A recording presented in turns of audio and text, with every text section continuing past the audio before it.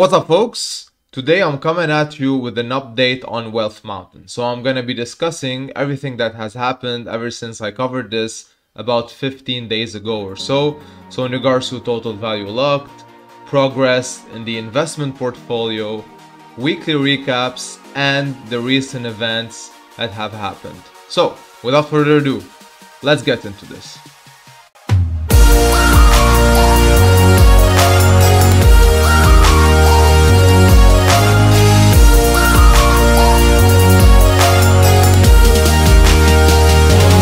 Now I'm actually thinking of making this a video series too, so perhaps a one bi-weekly video, but it also depends on how the progress is and if it's worth doing that, so perhaps one every 2 weeks is okay. Now the total value locked has increased by about 700k since, but you should know that this is a pullback, so the number you're seeing in front of me right now is a pullback from 3 million. I think it was $3,074,75, and then it pulled back to the value that you're seeing right now. And a few things have happened in regards to that pullback, but you should understand that this protocol has to work in cycles, and fees have to migrate to the investment portfolio, in order for the protocol to become self-sustained into the future. Now, that's in regards to the total value locked. Now, looking at the investment wallet itself, it grew for about 140k ever since I last covered this. So last time we spoke about Wealth Mountain, the investment wallet had about 190k in. So a pretty steep growth in such a short period of time. Now, keep in mind that nothing has been paid from this yet, but perhaps we will start using this soon because of mainly the pullback that has happened. Now, alright, so hovering over to my investment sheet, now I actually made a second version of this. The first version, if you watched the video, you most probably have seen it. So I labeled the investments that I saw on the previous portfolio with the safe returns, the potential excess returns, as well as the moonshot returns.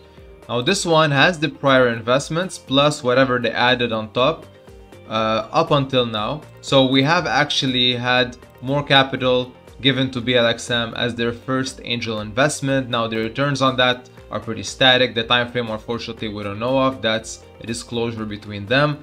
They have added new investments: Open Leverage, Star Labs, and Furio.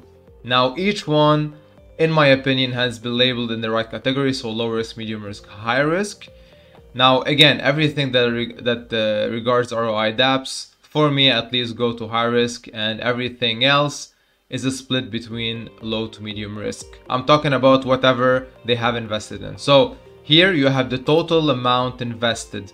Now this is a bit short, it should be about 300k, and the reason for this is that because we reached 3 million TVL, so 10% of that, just raw math, gives you 300k, so I assume they haven't added that yet. Hopefully we're gonna get more information of where this 56k is allocated. So depending on what we have right now, and if we're gonna play by the average yearly returns without any price appreciation or supply and demand breakdowns, all of that good stuff, we tend to make about let's say 160k a year. If you want to add the added 56k, perhaps we could reach 200k a year in regards to revenue generated. So if you break that down per month, that's about 17 to 18k a month, more or less. So we're still, I think the goal here is to get to about 50k plus if you want to feel safe in regards to future investments. Now again, this is assuming that we're collecting all the profits that we're making from all possible investments.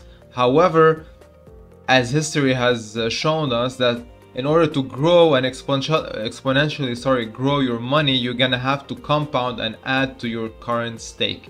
And you would do that with the safer investments easily, because if you're in a spot where you're kind of guaranteed a certain return, you'd rather have more money in order to get more at the end. So that's what I did. Again, those are all speculative figures based on decisions that I would do if I was in charge with that money. So all the safe stuff I would compound again. I wouldn't take money because it's not worth it in my opinion. I would add to the capital invested and I would compound the capital that I'm generating. That's why in my potential excess returns I didn't even take those into consideration, because I'd rather have more in to get more money out. The only thing I added here is the open leverage part, because this one actually has an APR that varies from about 9%, but it can be boosted up until 70%. So in this case, if I were to take profits, that's how much I would get.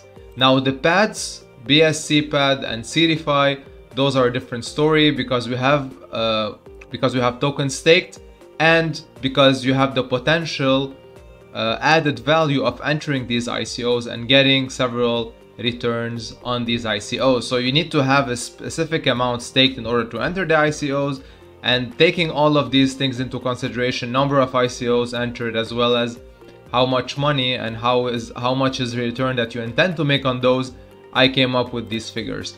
Now again, those are excessive returns, but moonshot returns are gonna be more. So we're gonna have more entries, or we're gonna have more returns. Again, this all depends on how the team is gonna approach this.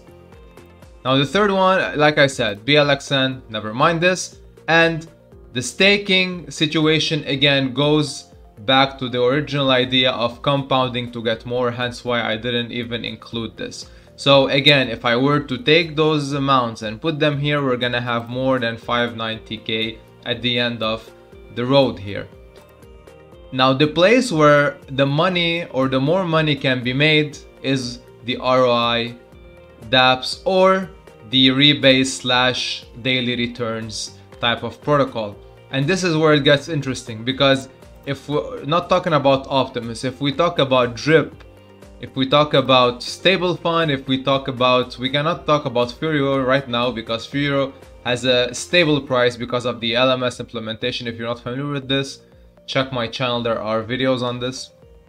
And basically the price is gonna remain within a stable range, and there's not gonna be much room for appreciation. So the more money you make, meaning you're gonna compound more in order to claim less at the beginning, to increase your deposits, and then you're gonna be claiming more. So that's how you can play this in regards to Furio. So no price appreciation is there as a variable. It's only a matter of compounding and claiming, because they do have a dynamic emissions when it comes to ROI. So it's not 1% static or whatever that percentage may be. It starts from 0.5 and can scale up to 2.5% max at 7 days a week if you only compound.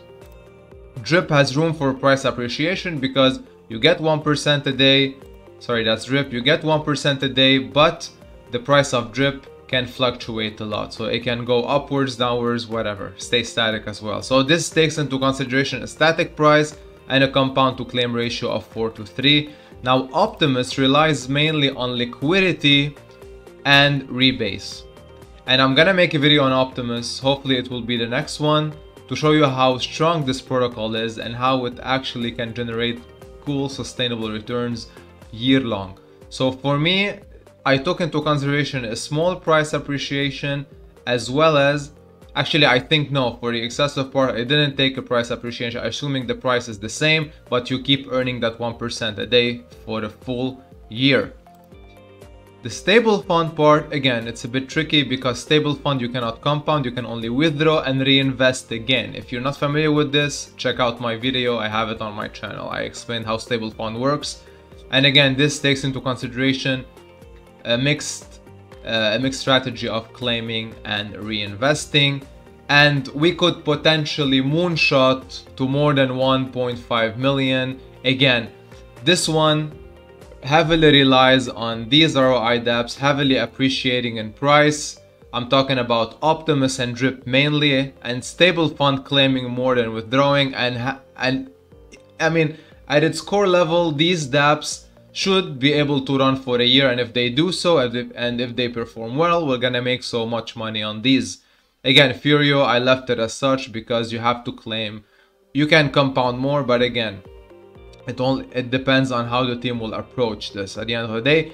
And the BSC pads, could make us so much money if, for example, the returns on these new projects during a bull run basically perform really well, and if the token appreciates in price because demand will put it there.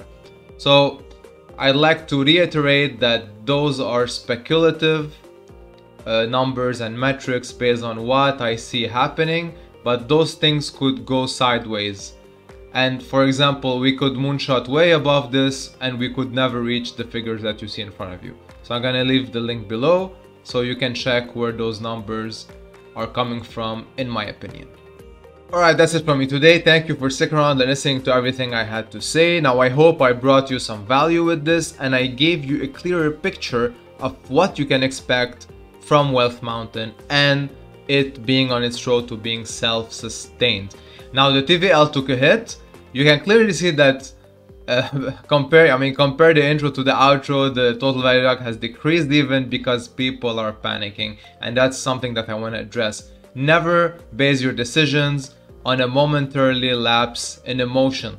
Like if a whale withdrew their money from Avalanche, then all the smaller chains followed suit. People started taking out the money in fear of more whales doing so. So that's why Polygon also took a hit. It's gonna go to V2, and I suspect Phantom to also do the same.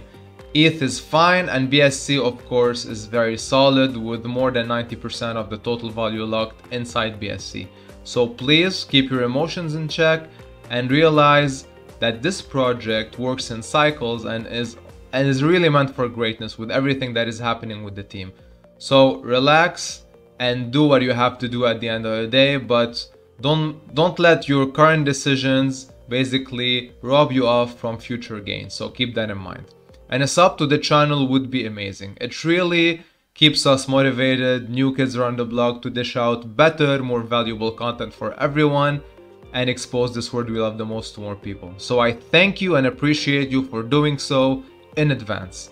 And as always, trade responsibly and take care of your finances. This was Roy with DeFi Ascension. Thanks for watching.